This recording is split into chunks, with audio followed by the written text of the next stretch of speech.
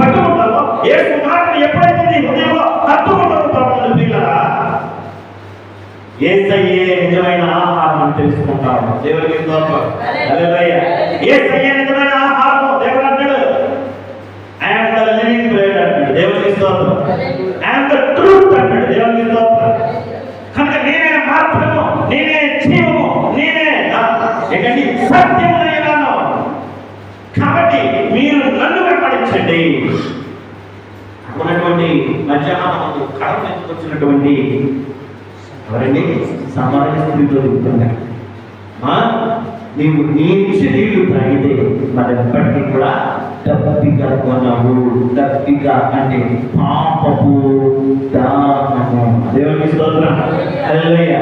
ప్రభువుని ప్రియమైనటువంటి వారా, ఆమె కూడా అలాగే అంటుంది. ఇదిగో వాళ్ళ నీవు నీళ్ళు ఇస్తారని చెప్తున్నావు కదా, ఈ దీనిలోనికి ఇంత దూరం నుంచి ఇందులో నుంచి నీళ్లు నేను చేరుకోకుండా ఉండడానికి నీవు నాకు ఆ నీళ్లను ఇస్తావా అని అడిగింది. దేవునికి స్తోత్రం.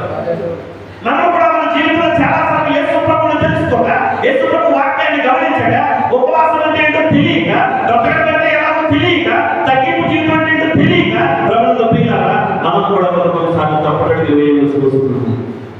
కానీ సర్వము గ్రహించబడి దేవునికి స్తోత్రం. హల్లెలూయా. అయితే ఈ రోజు నువ్వు బ్రతకాలి అంటే దేవుని మాటలను నీ హృదయంలో పట్టుకోవాలి, పెట్టుకోవాలి. సాంప్రదాయంలో అదే చెప్తున్నాడు, నువ్వు హృదయంలో పట్టుదలతో నా మాటలను పట్టుకుని నువ్వు నా ఆజ్ఞలు నీవు గైకొనేలా నీవు బ్రతుకుతావు. దేవునికి స్తోత్రం. హల్లెలూయా. ప్రభువుని ప్రియులారా, యేసయ్య ప్రజలందరూ కూడా చనిపోయారు. అయితే నిజమైన ఆహారం యేసే అన్న సంగతి వాళ్ళు గ్రహించలేదు. ఆయన అంటున్నాడు, నిజమైన ఆహారం నేనే. దేవునికి స్తోత్రం. హల్లెలూయా.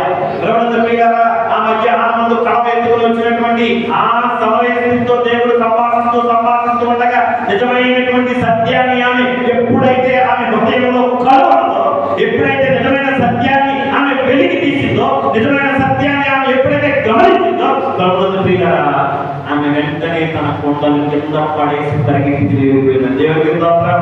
హల్లెలూయా.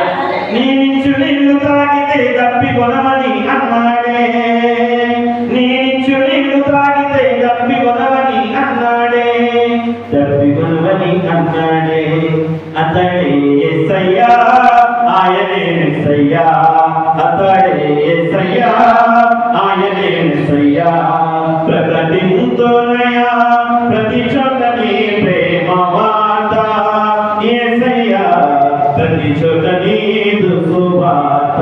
దేవునికి స్తోత్రం. హల్లెలూయా. దేవుడు ఆమెలో ఉన్న పాపాన్ని వెతికి తీశాడు. దేవుడు ఆమెలో ఉన్నటువంటి ప్రతివిధమైనటువంటి అంధకార శక్తులు బయటకు వెళ్ళాడు. దేవుడు అంటున్నాడు, ఏమన్నాడంటే, నీకు ఇంకా 5 పిల్లలు ఉన్నారు, ఇప్పుడున్నవాడు నీ వాడు. వెంటనే ఆమె హృదయం బద్దలే. దేవునికి స్తోత్రం. హల్లెలూయా.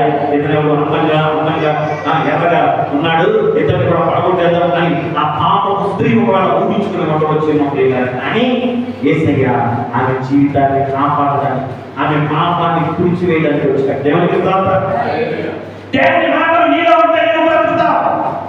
ఆమె ఎక్కడ ఎందుకు ఉపవాసాన్ని ప్రకటించాడు అంటే వారందరూ కూడా దేవుని సన్నిధిలో బ్రతకాలి అనేటువంటి ఆశ కలిగి ఉన్నారు. నీవు నీ కుటుంబం వర్తిల్లాలి అంటే, నీవు నీ కుటుంబం దేవుని సన్నిధిలో నిలవాలి అంటే, నీవు నీ కుటుంబం దేవునితో సహవాసం చేయాలంటే నీవు తప్పకుండా నీ యొక్క శరీరాన్ని నీ అలుపుతో పెట్టుకోవాలి. దాన్ని పెట్టుకోవడానికి నీవు ఉపవాసము తప్పకుండా చేయాలి. ఆ ఉపవాసం ఎలా చేయాలో నేర్చుకోవడానికి దేవుని సన్నిధికి నీవు రావాలి. దేవునికి స్తోత్రం. హల్లెలూయా. రెండోది ప్రియమైనటువంటి వాళ్ళ, దేవునికి ఆత్మతో సంబంధం చాలా. దేవునికి ఆత్మతో సంబంధం చాలా ఉంది. మనసు అంటే ఏంటి ఎక్కడ ఉంటారు? మనసు అంటే ఏంటంటే ఎక్కడ ఉంటారు? మనసు అంటే ఏంటంటే చాలా అంటారు కదా, నా మనసు నీకు ఇచ్చేసిన అక్కడ ఎక్కడ పెట్టేసాడు మనసు. దేవునికి ఏమండి మనసు అంటే ఏంటి చెప్పండి సార్. మనసు అంటే అది కనిపించినటువంటిది. ఏంటండి అది? కనిపించినటువంటిది. అది నీ శరీరానికి సంబంధం లేనటువంటిది. మనస్సు అంటే దేనికి సంబంధించింది అంటే మనస్సు అనేది ఆత్మకు సంబంధించినటువంటిది. నీ మనస్సు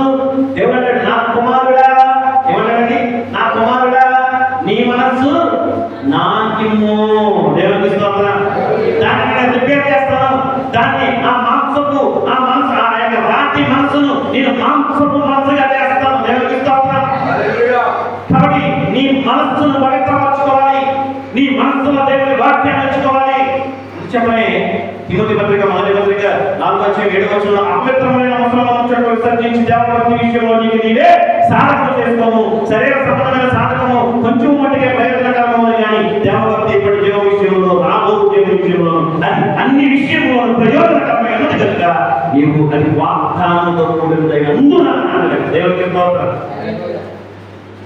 ఎందుకంటే అపవిత్రమైనటువంటి పౌలు తిమోతి చాలా వ్యవస్థలు, అతడు తన జీవితంలో చనిపోతాడేమో, ఆత్మానుసారమైన జీవితంలో చనిపోతాడేమో, అతడు బ్రతకాలి అనేటువంటి ఉద్దేశంతో అతడు అంటాడు, బాబు నాయన నీకైతే ఇక్కడ ఎవరు లేదు చెప్పడానికి, నేనైతే నీకు సంఘాన్ని విడిచిపెట్టి వెళ్ళిపోతున్నాను, ఇక్కడ నేను చాలా సంఘాలు కట్టాలి, కాబట్టి నువ్వు బ్రతకాలి అంటే అపవిత్రమైన వస్త్రము చెట్లు విసర్జించాలి. దేవునికి దేవభక్తి విషయంలో నీకు నీవే సాధన చేసుకోవాలి. చాలా మంది సాధన చేస్తూ ఉంటారు. మనము పొద్దున్నే లేచి ఆ కుళాయి చెరువు కట్టుకెళ్తే చుట్టూ తిరుగుతాం. వాళ్ళ ఆలోచన ఏంటంటే ఇంకా 4 రోజులు తిరిగితే నేను 4 సంవత్సరాలు బ్రతికేస్తాను, ఇంకో 4 రోజులు తిరిగితే నా పొట్టంతా కూడా తగ్గిపోతుంది. ఎవరికి స్తోత్రం. ఏమండి, ప్రాణాలను కాపాడుకోవడానికి చాలా మంది చాలా టెక్నిక్స్ ఉపయోగిస్తూ ఉన్నారు ప్రియులారా. అయితే ప్రభువుకు ప్రియమైనటువంటి దేవుడు వల్ల నీవు నీ ప్రాణాన్ని కాపాడుకోవాలి అంటే, నీవు నీ ప్రాణాన్ని రక్షించుకోవాలంటే దేవుడు అంటున్నాడు, ఇదిగో నీవు నా మార్గాలను ఎప్పుడైతే పట్టుకుంటావో అప్పుడు నీవు బ్రతుకుతావు. దేవునికి స్తోత్రం. యేసు ప్రభువుకి నువ్వు లావుగా కావాలి, నల్లగా కావాలి, తెల్లగా కావాలి, పడిపోయిన కావాలి, ఎక్కడైనా సరే కావాలి. దేవుడు అంటాడు, పాపం ఎక్కడ ఉండునో అక్కడ దేవుని కృప అధికముగా ఉండును. దేవునికి స్తోత్రం. హల్లెలూయా. ఎందుకంటే నిన్ను పాపంలోనికి వెళ్ళకుండా నిన్ను లాగడానికి దేవుని కృప అక్కడికి వస్తుంది. దేవుడు పాపిని ప్రేమించాడు. చాలా మంది నాకేం చెప్పారంటే, ఏమంటే మీ దేవుడు పాపంలో ప్రేమించాడా అంటే, పాపం అంటే అర్థిస్తాం మీ దేవుడికి అంట. ఏమండి నేను చెప్పండి సమాధానం. దేవుడికి పాపం అంటే అర్థిస్తావా అంటే, దేవుడికి పాపం అంటే చాలా ఇష్టమేమో అని చాలా మంది నా ఫ్రెండ్స్ చాలా మంది నన్ను అనేవాడు. ప్రభుత్వ ప్రియమైన వాళ్ళ కొద్దిగా జ్ఞానం వచ్చిన తర్వాత ఏమన్నానంటే, మా దేవుడు పాపిని ప్రేమించింది ఎందుకో తెలుసా? మా దేవుడు పాపిని ప్రేమించాడు, పాపిని శిక్షించడానికి కాదు, పాపిలో ఉన్న పాపాన్ని కడిగేయడానికి. దేవునికి స్తోత్రం. ఎందుకండి మా దేవుడు పాపిని ప్రేమించింది పాపిని శిక్షించడానికి కాదు, పాపిని నరకలోకి వేయడానికి కాదు, పాపిని ప్రేమించింది పాపిలో ఉన్న పాపాన్ని తీసివేయడానికి. దేవునికి స్తోత్రం. ఆ పాపిలో ఉన్న పాపాన్ని ఎప్పుడైతే దేవుడు కడిగేస్తాడో, ఎప్పుడైతే పాపాన్ని తీసివేస్తాడో, ప్రభుత్వ ప్రియులారా ఏమైపోతాడండి? ఆనందపడే ప్రభావం. దేవునికి స్తోత్రం. నువ్వు పాపం లేని వాడిగా, పాపం లేని దానిగా ఉండాలని దేవుని కోరిక. దేవునికి స్తోత్రం. హల్లెలూయా. కనుక నీ పాపాన్ని నీవు ఒప్పుకొని, నిన్నే పత్రస్తులందరూ కూడా వారి పాపాన్ని ఒప్పుకున్నారు కనుకనే దేవుడు చేయను అనుకునేటువంటి దాన్ని చేయకుండా తన మనస్సును తిప్పుకున్నాడు. దేవునికి స్తోత్రం. నీవు నీ పాపాన్ని ఎప్పుడైతే ఒప్పుకుంటావో, వారి పాపాన్ని ఒప్పుకోవడానికి, పశ్చాత్తాపడడానికి వారిని తగ్గించుకుని, వారి గోనె బట్ట ధరించుకుని, పశువులు సహా, రాజు సహా, సామాన్యమైన ప్రజలు సహా గోనె బట్ట ధరించుకుని బూడిదలో కూర్చున్నారు. దేనికి?